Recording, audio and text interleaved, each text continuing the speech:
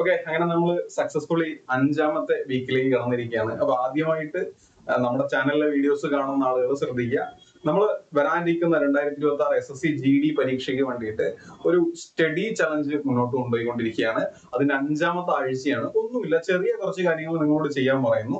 എന്നിട്ട് എക്സാം ആകുമ്പോഴേക്കും നമുക്ക് പ്രോപ്പറായി റിവിഷൻ ചെയ്യാൻ വേണ്ടിയിട്ടാണ്. അപ്പോൾ ഓൾറെഡി പഠിച്ചു കഴിഞ്ഞ ആളുകൾക്ക് ഒരു റൗണ്ട് ഓഫ് റിവിഷൻ ആണിത്. അല്ലാത്ത ആളുകൾക്ക് പുതിയതായി പഠിക്കാനുള്ള അവസരമാണിത്. അപ്പൊ ഇതിൽ എന്തൊക്കെയാണ് ചെയ്യേണ്ടത് എന്നുള്ളത് കൃത്യമായി പറയും. കൃത്യമായി ഫോളോ ചെയ്യാൻ ശ്രമിക്കുക.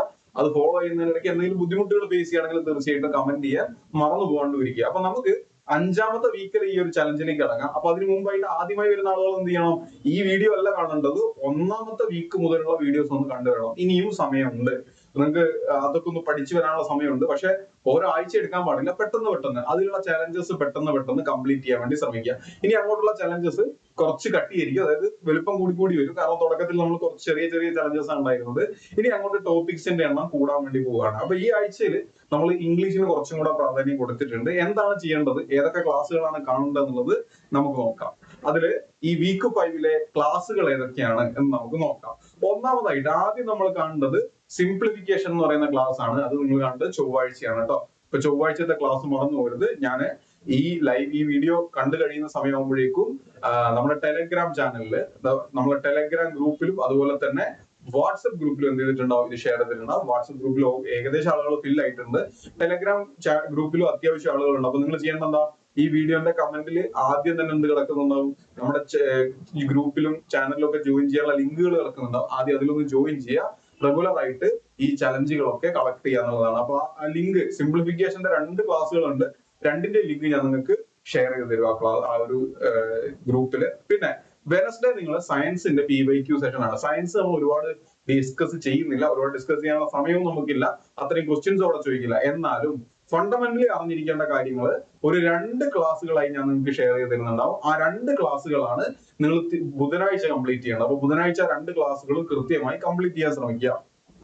പിന്നെ തേഴ്സ്ഡേ നമ്മൾ ഫിഗേഴ്സുമായി ബന്ധപ്പെട്ടുള്ള റീസണിങ് പഠിച്ചുകൊണ്ടിരിക്കുകയാണ് അല്ലെ.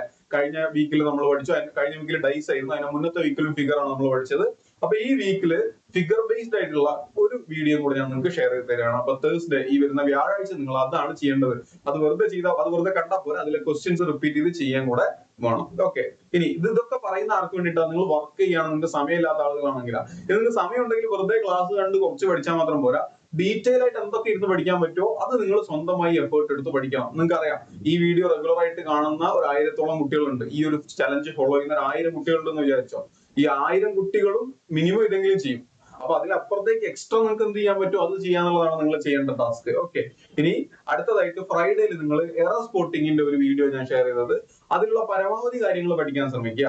എന്തെങ്കിലും സംശയങ്ങൾ ഉണ്ടെങ്കിൽ ഈ വീഡിയോന്റെ അടിയിലോ ആ ഒരു ക്ലാസിന്റെ അടിയിലോ കമന്റ് ചെയ്യാൻ മറക്കാണ്ടിരിക്കുക. പിന്നെയോ സാറ്റർഡേ നിങ്ങൾക്ക് വൊക്കാബുലറി സെഷൻ ഉണ്ടാവുക. പ്രധാനപ്പെട്ട 20 വൊക്കാബുലറീസ്, 20 വാക്കുകൾ ഏതൊക്കെയാണ് പഠിക്കേണ്ടത് എന്നുള്ളതാണ് ആ ഒരു ക്ലാസ്സിൽ ഉൾപ്പെടുത്തിയിട്ടുള്ളത്. അതും കൂടെ കാണാൻ ശ്രമിക്കുക. അപ്പൊ ഈ ആഴ്ച നമ്മൾ എന്തൊക്കെ ടച്ച് ചെയ്ത് പോയി?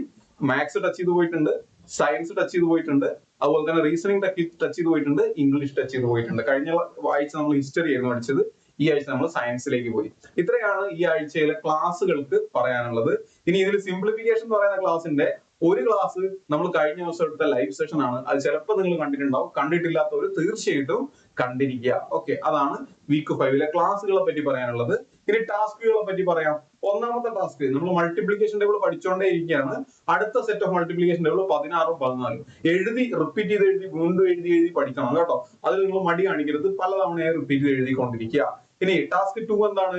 ഫെസ്റ്റിവൽസ്. ഞാൻ നിങ്ങൾക്ക് കഴിഞ്ഞ വീക്കിൽ തന്നിട്ടുള്ള ടാസ്കുകളിൽ കേരളത്തിന്റെ ഒക്കെ പഠിക്കാനായിരുന്നു പറഞ്ഞത് അല്ലെ. അപ്പൊ കുറച്ചെണ്ണമായിട്ട് പഠിച്ചാൽ നിങ്ങൾക്ക് എളുപ്പമായിരിക്കും. അപ്പൊ ഈ പ്രാവശ്യം എന്ത് ചെയ്യുക? തമിഴ്നാട്ടിലെയും ഗുജറാത്തിലെയും ആന്ധ്രയിലെയും പ്രധാനപ്പെട്ട ഫെസ്റ്റിവൽസ്, തമിഴ്നാട്ടിലെ ഫെസ്റ്റിവൽസ് ലിസ്റ്റ് ചെയ്യുക. അത് നിങ്ങൾക്ക് ഇഷ്ടപ്പെട്ട 1-2 ഫെസ്റ്റിവൽ എടുത്ത് ഡീറ്റെയിൽ ആയി പഠിക്കുക. അതുപോലെ തന്നെ ഗുജറാത്തിലെ ഫെസ്റ്റിവൽസ് ലിസ്റ്റ് ചെയ്യുക, അതിൽ പ്രധാനപ്പെട്ടത് ഏതൊക്കെയാണെന്ന് പഠിക്കുക. പിന്നെ ആന്ധ്രയിലതും പ്രധാനപ്പെട്ടത് ഏതൊക്കെയാണെന്ന് നോക്കിയിട്ട് പഠിക്കുക. ഇതാണ് നിങ്ങൾക്ക് ഉള്ള ഒരു എക്സ്ട്രാ ടാസ്ക്.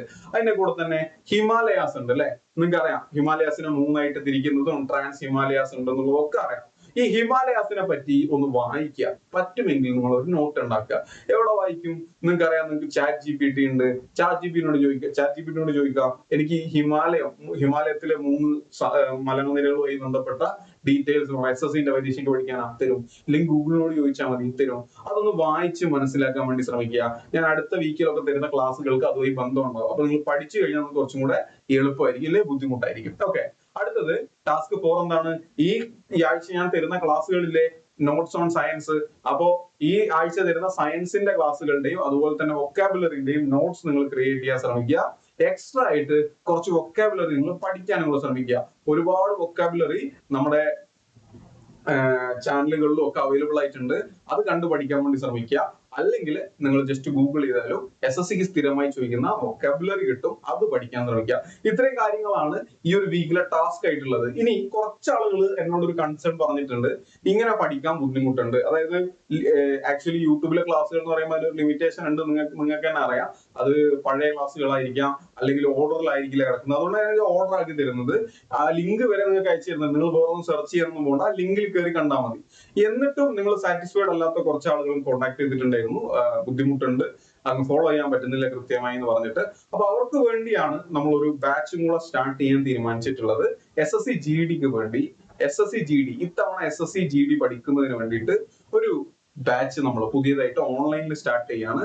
ഓൺലൈനിലായിട്ടാണ് സ്റ്റാർട്ട് ചെയ്യുന്നത്. അപ്പൊ നിങ്ങൾ ജോയിൻ ചെയ്യാൻ ആഗ്രഹിക്കുന്നുണ്ടെങ്കിൽ പെട്ടെന്ന് ജോയിൻ ചെയ്യുക. ഈ ലേറ്റ് കമേഴ്സിന്റെ ഒരു പ്രശ്നം എന്ന് വെച്ചാൽ അവർക്ക് കണ്ടിന്യൂറ്റി ഇല്ലാത്ത വിഷയം വരും, ഒരുപാട് ബുദ്ധിമുട്ടുകൾ വരും. അപ്പൊ അതുകൊണ്ട് തന്നെ നിങ്ങൾ അങ്ങനെ ജോയിൻ ചെയ്യാൻ ആഗ്രഹിക്കുന്ന ആളുകളാണ് ഈ വീഡിയോ കാണുന്നുണ്ടെങ്കിൽ ഇവിടെ ഞാനൊരു നമ്പർ കൊടുത്തിട്ടുണ്ട്, ആ നമ്പറിൽ കോൺടാക്ട് ചെയ്താൽ മതി. നിങ്ങൾക്ക് കൂടുതൽ ഡീറ്റെയിൽസ് എന്താണെന്നുള്ളത് കൃത്യമായി പറഞ്ഞു തരുന്നതായിരിക്കും. അപ്പൊ ഇത്രയാണ് ഈ ഒരു ചലഞ്ചിന്റെ വീഡിയോയിൽ പറയാനുള്ളത്. തീർച്ചയായിട്ടും നന്നായിട്ട് നിങ്ങൾക്ക് പ്രിപ്പയർ ചെയ്യാൻ പറ്റട്ടെ. ഇപ്രാവശ്യത്തെ ചലഞ്ച് അടിപൊളിയായിട്ട് തന്നെ കംപ്ലീറ്റ് ചെയ്യാൻ നിങ്ങളെ കൊണ്ട് സാധിക്കട്ടെ.